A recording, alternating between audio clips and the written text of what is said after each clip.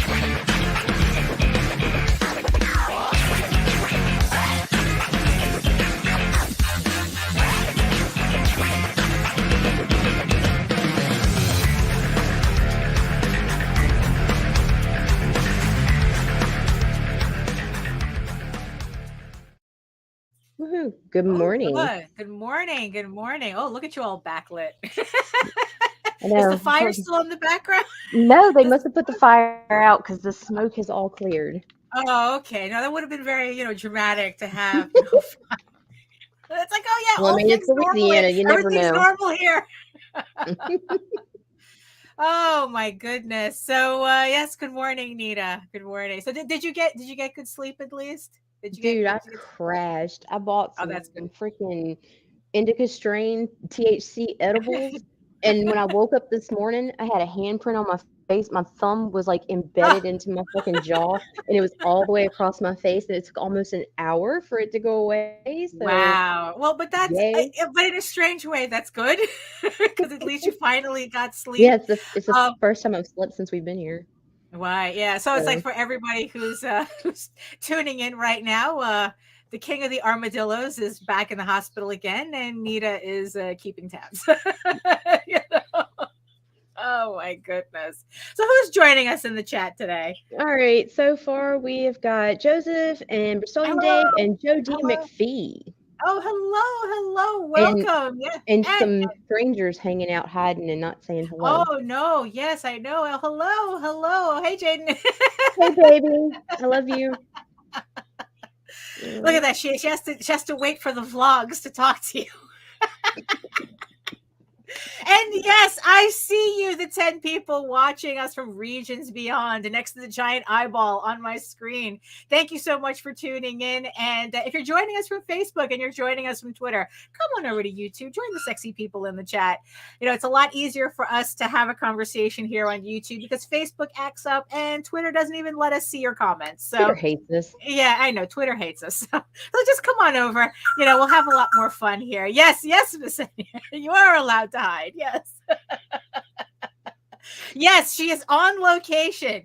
Not that we live from Our Lady of the Lake Regional Medical Center. Yeah, exactly. But hey, it's like hopefully, it's like look, it's like it's going to be a little bit of a roller coaster until it and everything kind of settles. So so that's just what it is. So I guess might as well get this shoe started. It's like, hello everyone, my name is Daphne Lage and I'm a cartoonist, illustrator, and comic book artist from New York. I have been self-publishing comics since 1992, and you know what that means. I got nowhere else to go. I got nowhere else to go.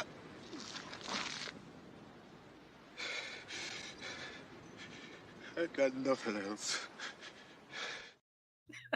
That's definitely a mood lately. And I am known for the furry fantasy adventure Tall Tales returning to Kickstarter very soon. So keep an eye out for that. Link in the show notes below to sign up for the pre-launch page for Tall Tales, or So I Thought, the first full color Tall Tales one-shot coming to Kickstarter. Hit the notify me button so that you get notified when the campaign goes live. And I am also known for my medieval fantasy soap opera drama, Eagle Raven, Heir of the First Unicorn, which also returns to Kickstarter with issue 7 coming later. I think later this year, somewhere during the summer. I haven't decided yet, but it is coming back though. I still have to finish it. And in the meantime, speaking of Kickstarters, remember that we have a 10% coupon at Gemini Comic Supply. Use our code RAGEN10 to save 10% on your next Gemini mailer order, which I'm gonna have to place soon. Looks like, I didn't know that I could go through 1,000 bags and boards as quickly as I did. But yes, you can, not only can you buy packing supplies at Gemini Comic Supply, you could also buy bags and boards as well. Look, you need them, I need them. You don't even have to be running a campaign. I know you have a messy ass comic book collection that needs cleaning. So save 10% on your next order of bags and boards using our coupon code RAGEN10. In the meantime, you can read both my comics online at Tall Tales, TAILSonline.com, and eagleworks.com, EGOWORKS. And you can also check out my videos on how I make my comics here on YouTube at my channel at Daphne Lage, Lage Art, which also simulcasts through the Indie Comics Network. And to tell you more about it, here's Nita. My name is Nita Lanning. I'm a writer, vlogger, blogger from Southeast Louisiana. I am the producer of the Indie Comics Network, which you can find at indiecomicsnetwork.com. And and we have .com. shows and stuff and comic books and whatever the fuck else we feel like talking about. Right, at the time. exactly. And as you can see, nothing stops us from running one of these shows. We'll be doing this shit in McDonald's if we have to. Exactly. So, by the way, speaking of my YouTube channel, so I am Tech6789. I am now 4 away. I lost a subscriber.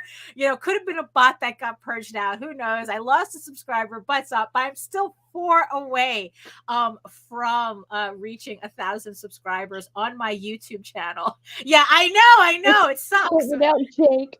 Yeah, I know, but you know what? Look, we do what we have to do. It's like, look, it's all good. It's still 996 people. We're still just below the population count of Vatican City. So, that's still a lot of people. But also, just to remind everybody, tune in today at 4 o'clock, where I will be premiering a brand new remastered version of the Eagle Raven issue 1 video comic. I did an original one a couple of years ago. I finally was able to redo it, and it's completely remastered. Not only with more music and more sound effects, but it's also me reading the dialogue too. I love it. So I'm extremely happy with it. So yes, if you ever I was wanted to know, surprised. me too. I I was mean, too. it's not that I doubt you. Don't get me Okay. wrong. But it was like when you were telling me, I'm just sitting there and you're doing it by yourself. I'm like, oh man, so cringe, so Well, cringe. But it well, really wasn't. It turned out really well. yeah, but you know what? It's like, yeah, there's, yeah, you know what? I was having a good time. I had to record it twice, but it was worth it. The second time it came out so much better. So I was really happy because I turned my Well, you microphone. turned your mic around, so Yes, I that did. usually helps. But yeah, so I will be doing a live premiere at 4 o'clock. I will be in the chat. Just I don't know if anybody wants to watch the video. We can all watch the video together. So yes, if you ever wanted to know what it was like, what it's like having me read my comic to you, hey Good Tyler, morning, Tyler. join me at 4 o'clock today, and we can watch the video together. And of course, and if you want to see more videos like that, make sure you hit the like, subscribe, and the notify me button so that you get notified whenever any of these videos go live on either of our channels. Really, so I'm really excited about that. Like I said, I was having a fun time doing the voiceover. And it's just so here's the funny thing too, because also it reminded me of somebody who had contacted me thanking me. It's very easy, Poor Dave. Should we tell him that I just make up titles? Well, only because we always we have no idea what we're talking about until usually we get on here. But marketing always comes up, so it That's just seemed true. appropriate. That's true, yeah. But yeah, it's like, I was having a really fun, because I remembered somebody who had contacted me thanking me for making the PDF of Eagle Raven issue 1 accessible, because it turned out the way I do my lettering in Illustrator, his audio reader could read it. So he is a visually impaired person, and it's like, and he uses an audio reader, and the thing was reading my comic out loud to him. And it's like, hey, you know what, whatever works, right? But this one, with this one now, it's like you have me reading my comic to you. So And I love it. I think it's going to be fun. I think so. So again, 4 o'clock today. Yeah, so what else, let's see, so what else is, well, aside from you, Nita? I mean, it's like, I don't know. I'm kind of starting to. The group is still open. I've been okay, looking through. We've got a whole bunch of stuff coming out. Unfortunately, I don't have the right USB port, so I can't really talk about too many right now. right, I do know that Rob Multari has 3 days left on the Nightwolf campaign. Issue 7. Tina and Rodney Fike are delaying the launch for Roadkill Rampage right, 4, partially due to personal issues, and then partially due to the fact that C is sick and I've been distracted. So since I work for them, it kind of put a hinder on things, but it's only delayed a month. We still are going to put it out there regardless of the situation.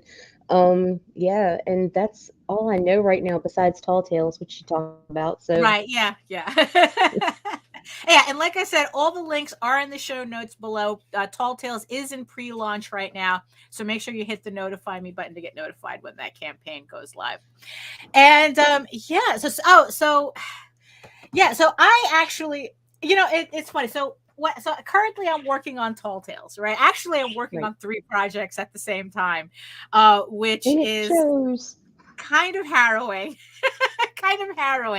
But I'm trying not to let the time crunch affect the quality of the work that I'm putting out.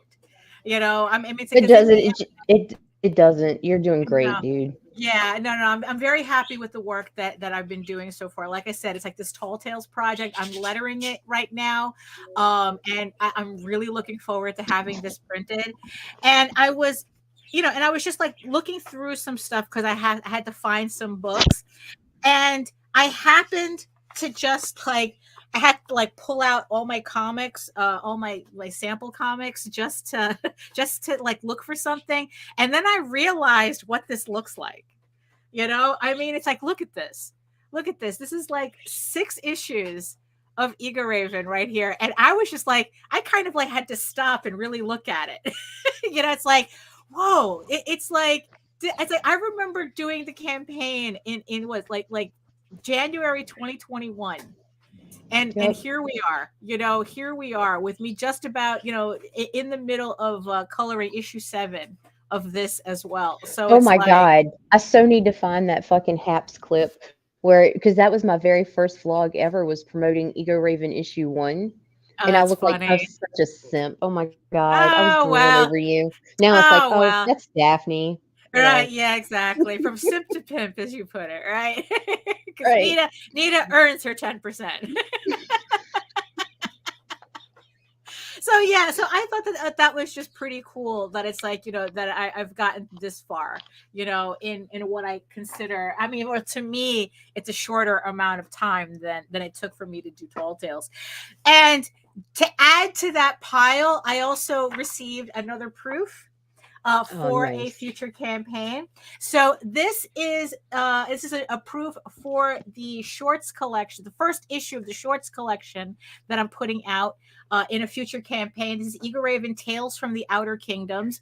So this is, if you've been following my campaigns, you know that I've been putting out these kind of like these little short stories, these cute little short stories. Well, most of them are.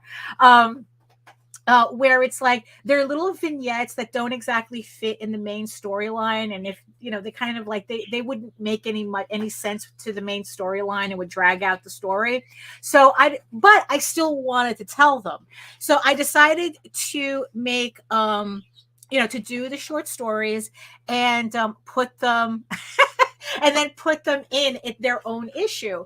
So if you missed out, I know that one of the stories got printed in a previous issue of Eagle Raven. It was a stretch goal that we were able to meet. So this story got printed in a previous issue, but it was only for Kickstarter backers. So if you missed those campaigns and you want to see the short stories, you're now going to be able to have a collection of them. I even have the printed short story that Jose wrote for me, featuring Oswald and Eagle Raven. So I was really happy with that. And it's like, yeah, it's all these just little short stories that they add to the character, they add to the world, but like I said, they just couldn't fit in with the main storyline. So it's going to be a really nice supplement book if you're following the series.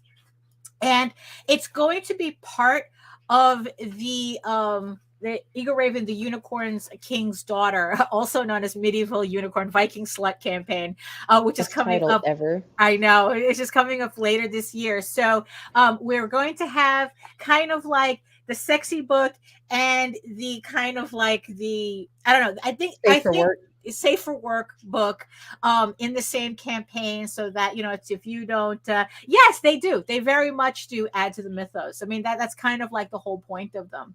So this is going to be the cover to the other book that's going to go along with this. This is the main cover to the Unicorn King's Daughter, and because it's going to be kind of like a smaller campaign, because both of these books are going to be one shot, well, they're self-contained.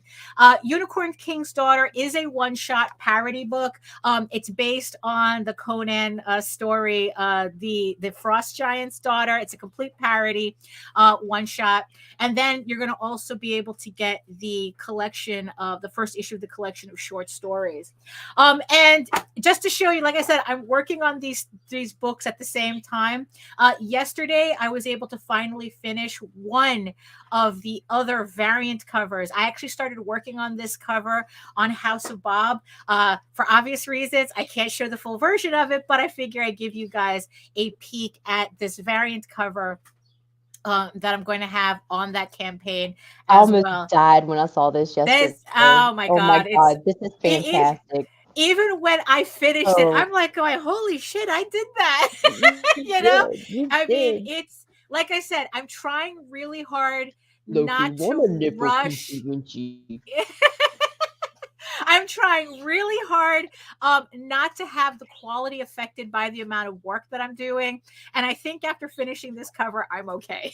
You're fine. Although the other one is, this one looks really good as well. Honestly, I think all my books are looking real. I mean, look, even the Tall Tales book that I'm working on, I think that a lot of people are going to be surprised how that looks, once it's done. I mean, I'm just looking forward to it. So yeah, so this is going to be one of 3 variant covers that I'm going to have on this next campaign later this year. So if you want to make sure you don't miss out on that campaign, because technically it's going to be the first really mature, strongly mature audiences / adults only Eagle Raven campaign, with the exception of this book that's going to be also available at the same time. So in that same campaign. So this is the proof. It's done. I'm really happy with it. I just had to tweak a couple of things. But yeah, just seeing all my books together like this. I mean, now look at that. Look at that. I love that. I love how that works. And when you're done, you're gonna have so many, you're not even gonna be able to hold them up like that. Yeah, no, for real. Because what we're talking about, like 15 issues Morning, and 2 Glenn. hello Glenn. 15 issues, 2. I mean, it's just going to Hi, be Nick. a lot. Hey, Nicholas, just going on. So it's just it's just very exciting, very exciting. So speaking of the Tall Tales book, so this morning, I realized that the book is the story is 40 pages. But I realized for this to match the other books that I'm doing, I needed to put in some kind of like end papers or something like let me see, let me get the latest. Let me get Peacekeepers here. So it usually has like these starter pages, before you get into the main story. And I realized I have to do that, put that together for the one shot, for it to look correct, because it's going to be a perfect bound book. It's not going to be a like comic format. It's going to be a perfect bound book so that it matches the oh, absolutely. Absolutely. Actually, it would be more like the Little Mermaid. It's like, I've got who's it's and what's it's galore. I got thingamabobs. I got plenty. But so what I did was I went because because it's a full color book, and I want the end papers to match the fact that it's going to be a full color book. I decided to break out some of these Dover collections. Like, if I don't know if they still make these, but what it is that these are copyright free like images that you can use on anything. And so I have these knights, but although I might use some patterns from this one, I just haven't decided. So it's literally just like clip art. And then this one has like some color designs as well, that probably I'm going to choose one and design something for the book. But here's the thing that I thought that everybody would be interested in, especially, like if you want to kind of like zhuzh up your stuff, but you want, but the thing is, though, it's like you don't want to spend, hello. You don't want to spend money or like try to figure out, it's like, oh, is this copyright free or whatnot, which let you in on a little secret. When I put together the first Eagle Raven, right? So when I put together, I really, really wanted to use the Unicorn in Captivity tapestry in this, because it's like this piece of artwork is such was such a it left such an indelible mark on me the first time I saw it in person, which you can see it at the cloisters here at the Met. And I really wanted to use it. And I ended up using it anyway. And I go, look, it's like, I hope I can use it. I hope I don't get a cease and desist or anything. I really, really want to use it. Well, turned out I could, because the Metropolitan Museum has something called open access at the Met. And what this is they pretty much reproduced most of their collection of artwork for you to use copyright free for anything. And So what it is, so it's open access. Everything is it says here, it was introduced in February 2017. The Met introduced open access initiative, which makes all images of public domain artworks and basic data available from its collection for unrestricted use under Creative Commons. So if you're looking to want to use a very specific piece of artwork, you actually can. So here is I put a link to it in the show notes. So you go to the online collection. So as you can see, it'll tell you can use, so like you could take this image and you can use it for anything. For whatever you need it for. So you go to their online collection, and then like everything, it has everything here that, like I said, their entire collection. And luckily for me,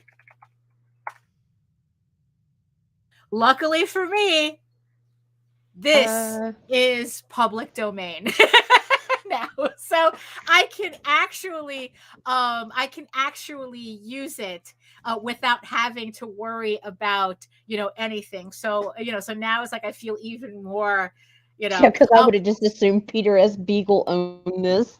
Oh, right. I know, right? I mean, it's like really, which, yeah. So the funny thing is like on a little side note. So they named this The Unicorn Rests in a Garden, right? For the longest time, this piece, and I have the book. I have the book, the original, one of the original books that actually, it was originally called The Unicorn in Captivity. And I'm trying to find out at what point did they decide to change the name.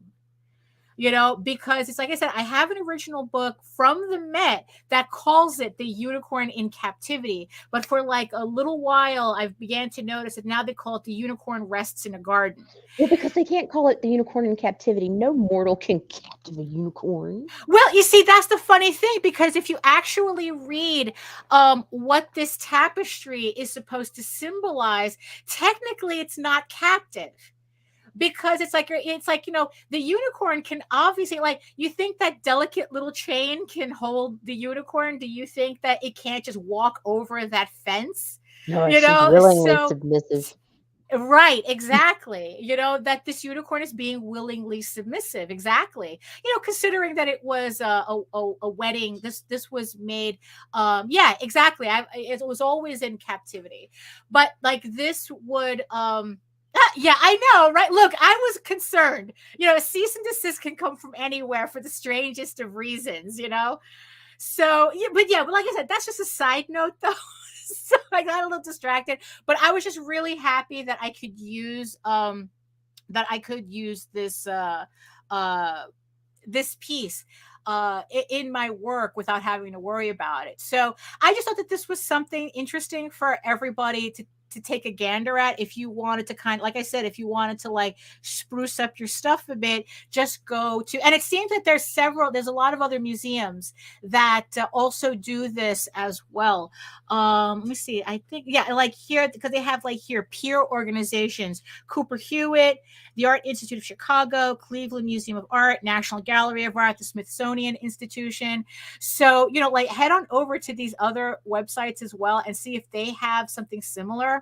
And I just think it's just a really cool archive to have at your fingertips, because it's like, because it's like, it's right here. It's like, you got to think of it. It's like, this is our culture, our collective culture. It's like, why shouldn't we be able to use it as we wish, right? So I'm just really glad that the Met did this and all these other museums did this, and I just thought that it would be fun for everybody to know it as well. Like I said, I was special jacking that piece for my screensaver. Yeah, I know, right? That's kind of like how it felt. No, now you can just do whatever, you can find your now favorite. I gotta find something else because I don't feel like a rebel anymore. Right, yeah, but yeah, I just thought that this was something interesting for everybody to utilize. So like I said, the link is in the show notes below with this. Hold on, let me get a little sip. But yeah. Oh, and here's the thing too. If for some reason you needed a much higher resolution than what they offer, you can actually contact them. You can they have an image request form, or if there's something specific that you're looking for that's not in the database, you can contact them and get like either a higher resolution or find out, it's like, are you planning on putting this in the database or something like that? So it's like, yeah, I just think it's a very helpful resource, honestly. Absolutely, absolutely. Yeah. So another thing that that happened that I thought that everyone would be interested in. So, it just goes to show you how sometimes we just meet really interesting people in the chat, and a couple of, I don't remember when. I mean, I've just been so distracted with everything, but I just figure I'd give her a shout out. So, Sarah Webb showed up, I think, in our chat. Oh, absolutely. Grab all the Van Gogh. Yeah, it's like, so Sarah Webb had contact, was just like hanging out in the chat. And I don't remember like how I ended up on her Facebook page, but I ended up on her Facebook page. And I thought it was really interesting. Hey, it's what we do. It's what we do. Yeah. So I thought it was really interesting how, so she's doing her own comic called The Knave of Hearts. But here's the interesting part about it. It's on Kindle. She has it as a physical print and on Kindle. I was expecting this, like, I was like, oh, because I'm so used to everybody saying, oh, Kickstarter coming soon and whatnot. But instead, she did her whole promotional thing as coming out for Kindle. So I thought that was really interesting. It's like, because I'm not used to people just skipping Kickstarter as an option for their book and just going straight to print. So, I mean, eventually, I would like to get her on the show so she could talk more about this, in her own words, as opposed to me like reading her Facebook and kind of assuming what's going on. Morning, Max. But hey. But I figure, it's like, look, because she's not on Kickstarter, I figure, I just give, her book a little shout out. It is on Amazon. As she said, it's on Kindle and on in paperback for $9.99 here. And you can just get it for Kindle.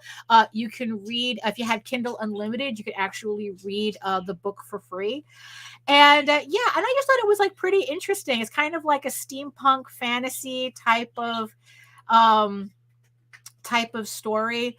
Comixology is now technically formatted for Kindle now. Yeah, okay, that's good. So here you go. So if you wanted to pick it up as a Kindle, the book goes for $4. So let's see. So here we go. Steampunk fantasy and metal collide when the god of romance, the Knave of Hearts, meddles with the mortal realm. Caught in the crossfire, the band Esoterica tries to get their lives back on track. In the meantime, the Knave follows his orders to the letter, hoping that his actions aren't about to unravel the universe as we know it. So like I said, eventually I would like to have her on, but for now it's like I'm going to show off her book on Amazon. And actually it just says Comixology right there. Oops. So there you go. So I guess it's like, this is like kind of like an alternative, also kind of like an alternative distribution process. I guess it's like, in the meantime, it's the like, solution I remember Tyler, for all the guys who were like, oh, the end is nigh for Kickstarter. Here, dude, go here. Right, exactly. Have it, it's like, I remember when Tyler was telling me, it's like, it's like, set it up, format it for a Kindle, and you could sell it on Amazon that way as well. So it's like, that's an option that I have to look into as well. So so I just thought that was very interesting. A Kiss, absolutely. Kiss has an entire comic book series about them. It's like they have an unauthorized series, and then they have like their own series. I don't remember if Marvel put something out. I kind of remember something from Marvel, but I don't remember. I don't know for sure. But I know that Gene Simmons was in comics for a little bit himself. So I just thought it was pretty interesting to see this kind of like an alternative, to just like dump, putting everything on on Kickstarter. Oh, but of course, what this ended up sending me on is I went down a rabbit hole because I found it funny. It's like, oh, Sarah Webb. I mean, why isn't she doing this on Kickstarter? Why isn't she on Kickstarter? Well, it turns out that she was on Kickstarter, and she did a book, right? So she worked with a publisher. This is the woman Vera Green Tea, and she runs a publishing house. And this is the book that Sarah Webb illustrated as well, Vesper and Onion. This campaign is over already. And here was the interesting thing. So Vesper and Onion, which is a fantasy, I guess kind of like a fairy tale / fantasy type book. So it raised $16,729 on 1,271 backers, which is like, whoa, it's like, I mean, that's pretty good for, a book that, I mean, not for it to sound bad, but it's not like that looks like this. This is not what I'm kind of used to. Right. Because for the longest time, I was saying that it's like, oh, you're going to have a hard time if you're doing all ages books and this, that, and the other thing. And then here I am looking at an all ages book making $17,000 on Kickstarter. So I was like, okay, so who is this Vera Green Tea, right? So she's from New York. She's a publisher from New York, which again, I'm like going, oh. Some of the art just blows me away. Yeah, so it's like, so I was looking at all the books that she's done so far, and she's been doing Kickstarter for a minute, right? But here's the thing that I found fascinating, right? So if you look at her first campaign, 37 backers, right? I mean, I'm pretty sure, it's like, look, when I started, doing Kickstarter campaigns too, I had 14 backers on my first campaign. I made goal, but I had 14 backers. But if you continue looking, so her next campaign, 123 backers. It's like, okay, you start seeing that growth or whatnot. But then you hit her third campaign and it's like 543 backers. And I go, honey, what did you do? So, and then it's like you continue looking through her campaigns, and she manages like 400, 482. And then there's this jump to 717, 866 backers, 657, then 524. Then it's like she jumps to 1,300 backers. And as you can see from these thumbnails, and from what I like looked into the campaigns, these are pretty much all ages books. Yeah, and that's wild because that is a struggle for nearly everyone. Right. This is the 1 in a million. Yeah, but here's the thing. I mean, it's like, yeah, I mean, if we really like I said, I'm only going by the initial numbers that I looked at when I did like the top 200 most funded books. And like I said, it's like, except for one, which was a Calvin and Hobbes in Dutch collection, none of the books were considered all ages. It's like they had their fan bases that they were all long run series that finally produced a collection on Kickstarter, and their audience came from wherever it is they came from onto Kickstarter to support them. So yeah, so it's like, so it was just really nice to see this book. I mean, it's like these comics making the kind of money and backer count that it is. So it's kind of like, oh, there is hope. I mean, it's like not everything is kind of like the usual suspects that we keep talking about. Look at me funding, not a nipple in sight. Right, exactly.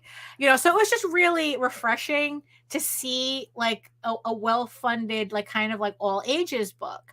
So yeah, so this is definitely somebody else that I want to eventually talk to. It's just that right now it's like my brain is too full for me to kind of like dedicate to more interviews right now. So we're going to be taking a break from interviews for a bit, for probably like a couple of months.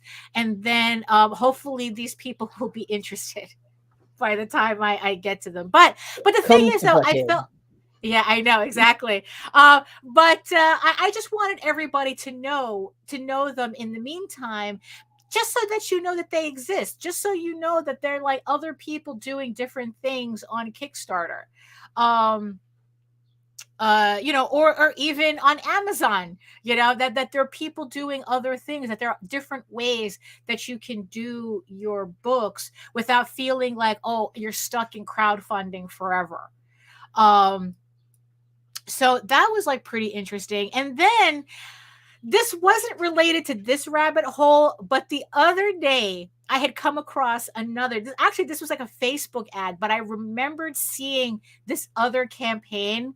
It was a previous campaign that they did, and this one also really fascinated me because of the whole thing that I was like going back and forth. It's like, oh, does anybody give a shit about illustrated novels?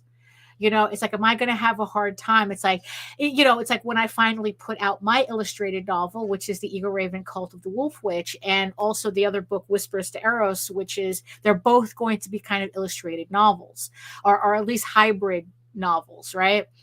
And I came across this campaign. Right. So now this is a little different. It's not exactly what, we're doing here as a collective. This is not a comic book series. This is actually a series of romance novels, but they're illustrated.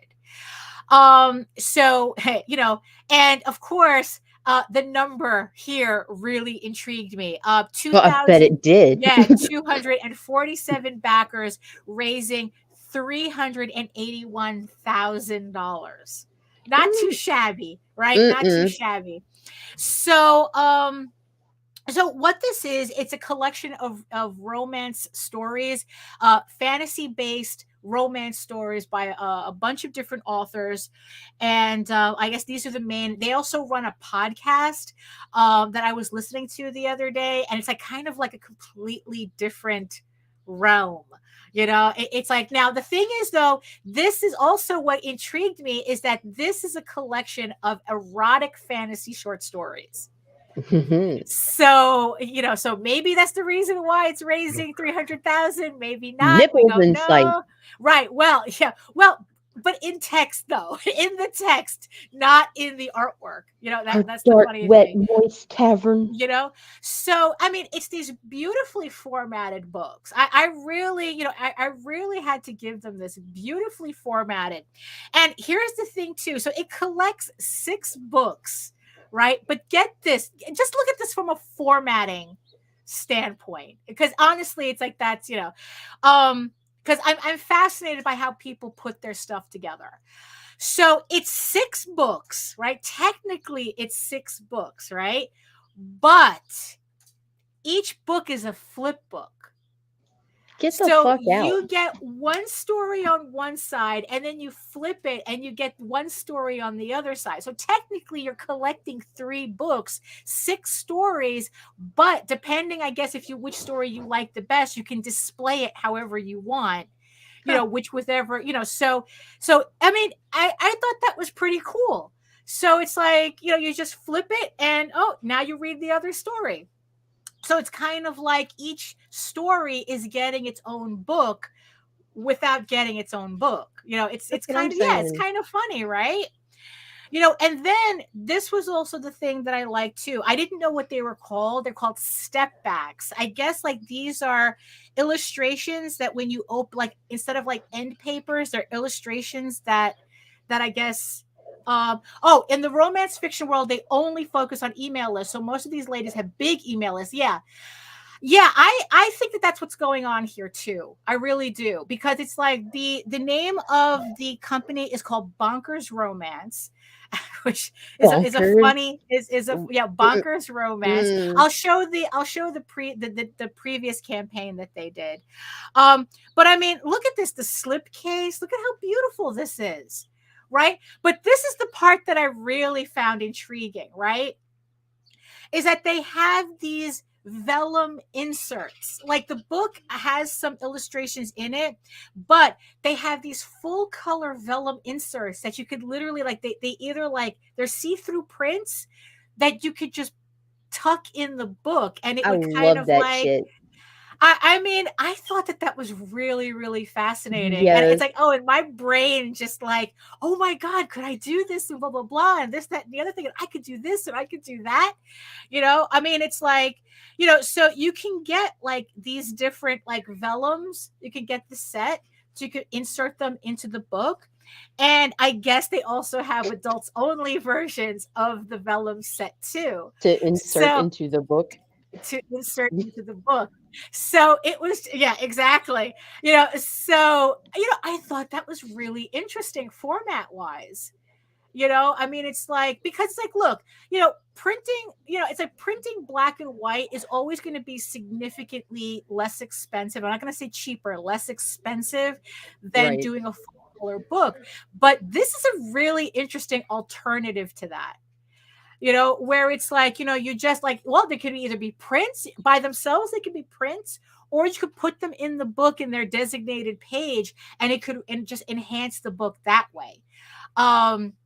So, and then they have like some other, like they had like, and then they turn into like the usual fare of tchotchkes that they have, that most kicks are okay, maybe not the grand chalice. No. And or the candle, but it's like, it's just look at that. You can even get this signed, kind of like a signed book plate or something, but it's not.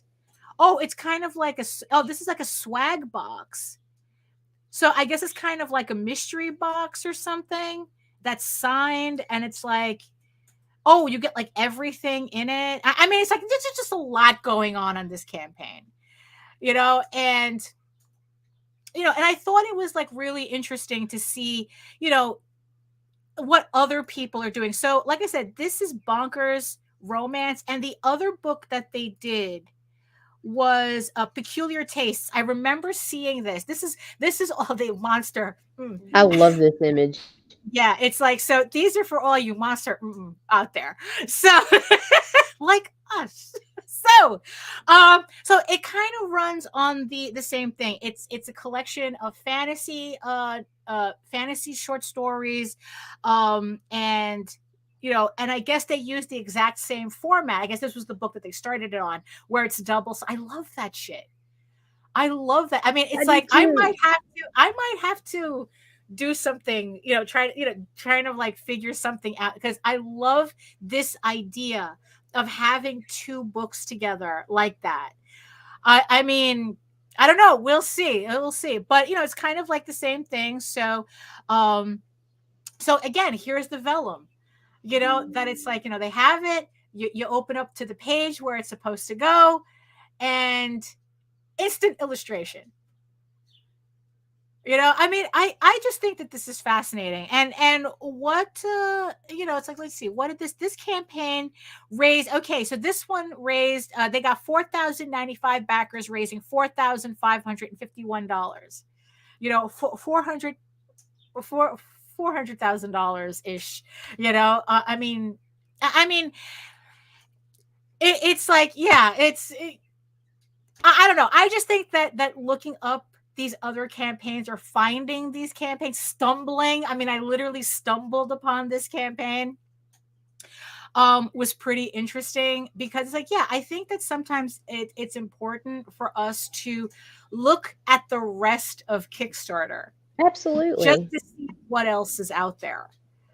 Because I think that sometimes we get like kind of like locked into the idea that it's like, oh, only one type of thing sells. It's like, oh, only this sells, only that sells. I mean, it's like, look, even it's like, I might have to start thinking twice about saying, well, according to this, it's like, because obviously there are other people doing different things. Absolutely. On the campaigns. I mean, granted, it's like what Tyler said, especially with book, oh, okay, trade paperbacks really did push for those flip styles. Oh, interesting. Okay. Hello. Yeah, so it's like, it's like Tyler says, like, especially with novels, it's very, it's very mailing list based, right? Because, like, yeah, I don't see really these people on, on social media. Them, I mean, they have No. social media presence, but it's not the same. But the thing is, though, is that it just goes to show you that it's like, if you do have a really, really robust mailing list, if you're able to build a robust mailing list, this could be, Sure. a potentiality for you. It's just like I said, it's just like, like I said, we sometimes get caught up in like very specific things. Like I said, this type of book sells, that type of book sells, don't bother doing this type of book. And and in the end, it's like, look, it really does depend on how you build your foundation. It's what we've been talking about in the last previous shows. You really have to build your foundation for anything else to work properly. I mean, it's like, and also here's the thing too. I mean, because it's like, we were just there was just something that came up in conversation with Jose, where it's like he was talking to a couple of people, right? And he goes, "Oh, why don't you put your book on Kickstarter?" And the answer that he was getting from these other people, "Oh, I did Kickstarter already, and I didn't do well." And the thing is, though, it's like, okay, so why don't you put your thing back on Kickstarter? And it's just funny to still see people who think that, oh, if you fail at Kickstarter once, yeah, that the whole 1,000 dedicated fans, yeah, that's kind of an idea that's old as a tale as old as time, right? If you can get 1,000, how does it go? Like 1,000 dedicated fans to spend $100 a year on you. Like, that's all it takes. You can make a living off of those 1,000 dedicated fans. If all they have to do is spend $100 a year on you, and you're golden. The trick is getting that 1,000 dedicated fans. That'll do that. But the thing is, they think that, I did Kickstarter once and I didn't do well. And it's like, right, that's why you need to do Kickstarter again. Because because if it's the one thing that I'm seeing from this campaign, from my campaigns, from Rob Multari's campaigns, from anybody who's doing like that long haul, right, is that the more you put out Kickstarters, the more that builds your audience. It's like, yeah, it's like, look, I went from 14 backers to my highest was 178. Just by being consistent on Kickstarter. It's like, yeah, like every couple of months I'm putting out a campaign. And this is also the trick too. You have to be consistent. If you're just like putting out a book, making $12,000 on Kickstarter, and then you're not putting out another campaign until like a year and a half later, it's gonna be a little slow going for you. Let's just put it that way. I mean, it's like, yes, is doing campaigns tiresome? Yes, they are. Is it a lot of work? Yes, they are. But the thing is, though, it's like, if you are looking to build to build your audience on, using that Kickstarter foundation, you have to be putting out campaigns regularly. You have to be, putting out your issues, as much as you can on Kickstarter, because you got to build that momentum. Now, of course, conversely, if you put out too many Kickstarters at the same time, oh no. You want to put out just enough to be popular. You don't want to be a whore. Well, yeah, because it's like, yeah, but you see, the thing is, though, that there is a fine line. There is really a fine line. It's seriously it's like, yeah, it's like, there's a fine line between, building enough time between campaigns to whet the appetite, or, putting too many campaigns and drown motherfuckers. And yeah, exactly. And it's like, and it's like, here, just the tiniest, the thinnest of mints. It's like, no, you don't want to do that. It's like, you just want to, you don't want to cram so much in your, into your audience that they feel overwhelmed with keeping Is it right? Exactly. Would you go hard for the, you see? And that's the thing too. It's like, look, there's no guarantee. It's like, look, I've been doing this since the campaign since 2021. I mean, well, actually a little earlier than that. But oh, what do you think is a good number of campaigns a year creator should do? Maybe 4. That's what I think. I think quarterly is good. Yeah, it's like, because at least that's quarterly. I mean, honestly, it's like I think anything more than that, I think you have to be sure you have a robust I think any more than that, audience. and you get real serious, that's when you really start to see backer fatigue in Kickstarter. Right.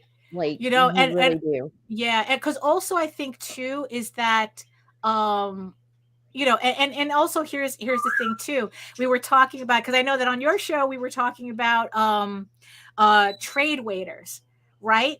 And Right. that's the thing too, because it's like, it's like, because if you probably push too much, then you're going to turn those people, it's like, you know what, I'm going to wait until the trade comes out instead. So that's probably, it's like, I can't really, like, I can't really dedicate myself to all these individual issues coming out so quickly together.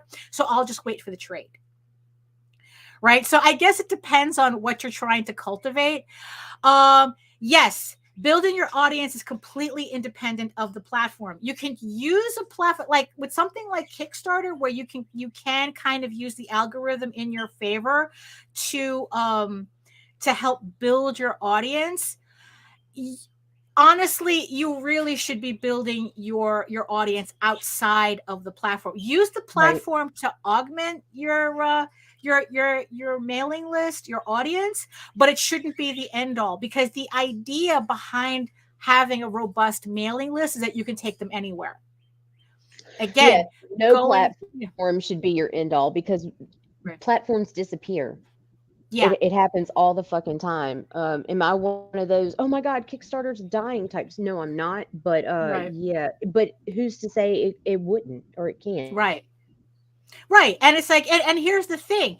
If Kickstarter were to die tomorrow and a new platform popped up, who's following you? Right. That's the thing. I mean, you have to, it's like, it's kind of like, Tyler, I was on Tyler's show a couple of weeks ago. If you missed that show, I have it in a playlist on my channel at Daphne Lage Art. But he told the story of how he was working for a publisher as a creator, and the publisher went under, and they wouldn't, and it's like, and even though his series was unfinished and he was willing to finish it for the people who supported him so far, his publisher refused to give him the mailing list, refused to give him the list, so that he could contact those people directly. So what are you going to do? So it's the same thing with Kickstarter. If Kickstarter were to die tomorrow, who's following you? Kickstarter is not going to give you a list of the people who followed your campaign. The Kickstarter is not going to give you any of that information.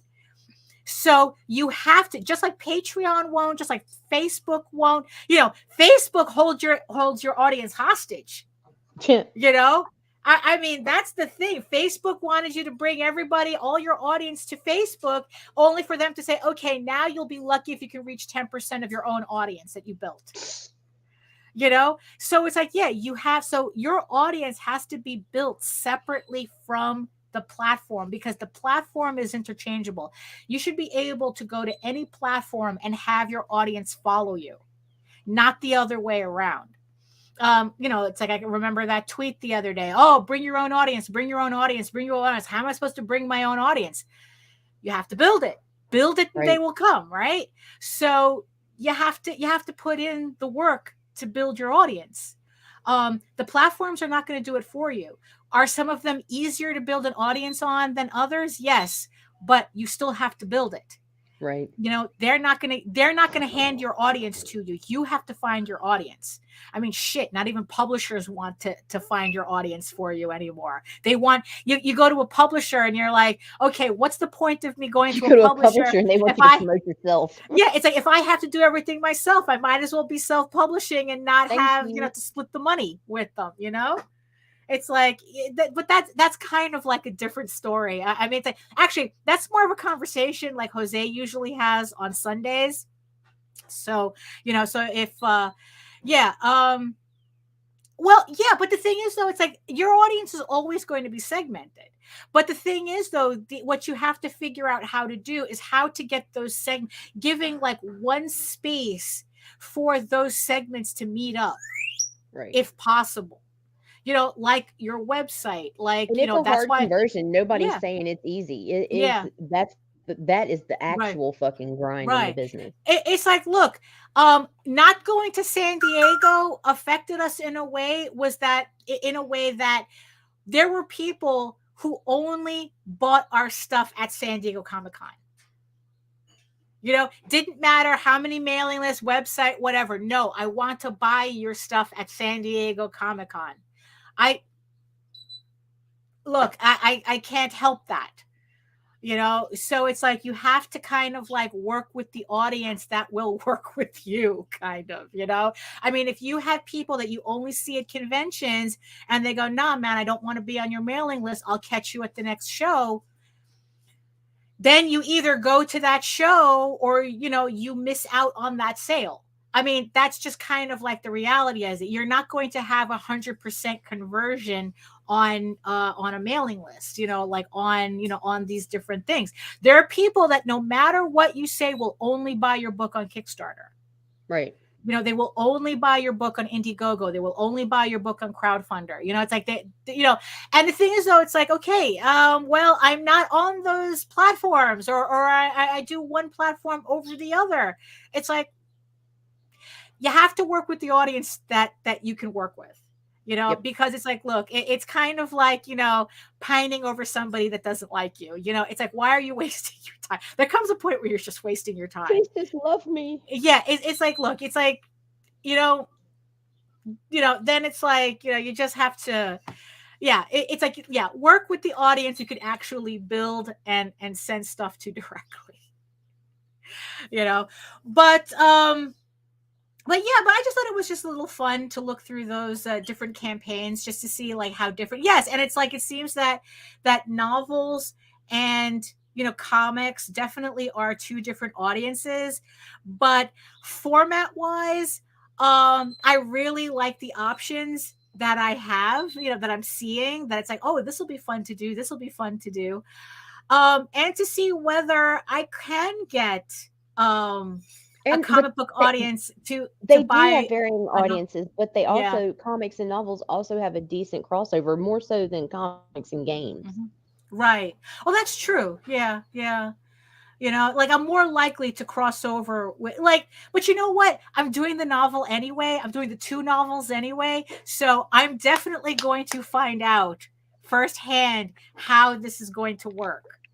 Because it's like, look, the stories just happen to be novels. That's it. It's like, I'm not going to convert a novel into comic book format just to cater to a demographic that, it's like, no, the story works best as a novel, so I'm putting it out as a novel. This story works best as a comic, so I'm putting it out as a comic. The trick is getting both to come together. But hopefully people like the idea of like the video comic. And it's like, the next one I want to do is finally do the audiobook. This kind of like whetted my appetite to finally do an audiobook for the Silk Rose prequel. So we'll see how those go, because like that might be the little crossover, especially after we were listening to the ElfQuest radio drama. We should totally do that again. Yeah. Well, Allison needs to catch up with us, so we gotta get Allie in a StreamYard and do this. Yeah, exactly. So there's a lot of options. There's a lot of options, for all of us out there to try to raise awareness and get that and build our audience. So I don't know, I just find it very exciting. It's like when I see stuff like this, it's like I find it very exciting and very encouraging. And and very, I don't know. It just makes me want to just go upstairs and record more audio stuff. But I actually got to draw comics. I got to finish lettering Tall Tales because I want to get that proof out. I want to get the file to the printer by Friday so I can get a proof out. Yeah. So it's like, so that way I'll feel good about having the proof done, with the campaign coming up. So, yeah. So yeah. So you know what? It's like, yeah. So I got to get back to work. So. How about you, Nita? How about you? So any final thoughts on this? Do the work. Yeah.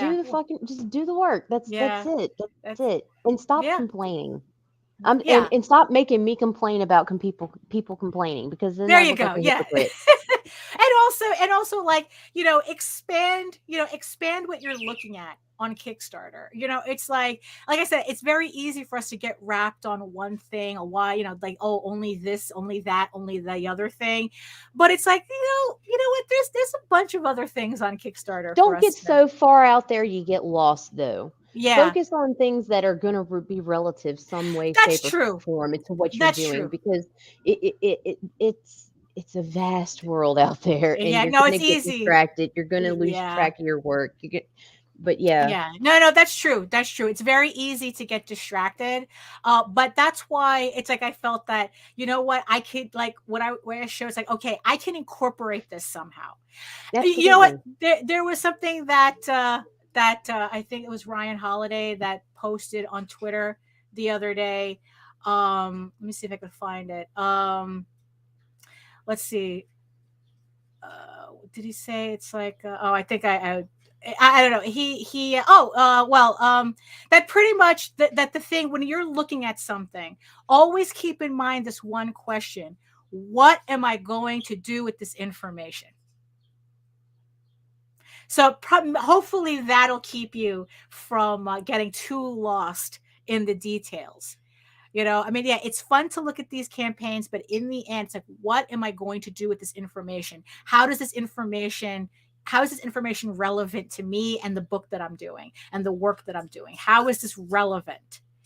And then, you take what you like, leave, behind what doesn't apply to you. And, and it's just like, okay, let's work.